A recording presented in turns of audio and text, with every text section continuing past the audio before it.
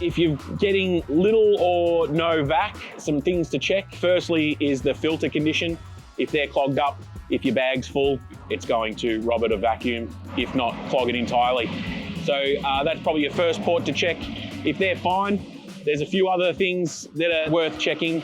So another one, if the dust trap is full, if you've been doing really lots of fluid heavy stuff, it can also fill up with fluids, and then you'll collect dust and heavy elements that we don't want going through the paper filters so much. We'll collect in here. This can be emptied essentially every day, or if you're in really dusty, sandy conditions, possibly multiple times a day.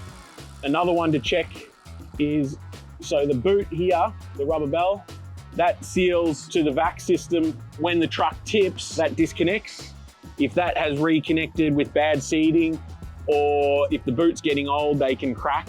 That's probably the next most common to the filters of what's causing your loss of vac. The third most common, this big valve here, we have the air valve on and off. That opens up this valve to reduce vacuum if someone gets an appendage stuck in, or you've sucked up something that you don't want to suck up, you can hit that button. If that valve is stuck open, you can lose vac. If it's stuck open, it's usually an air supply issue, because that's a pneumatic valve. The next most common loss is if your hose is clogged, which more often than not clogs because it's got a sharp turn into the tank.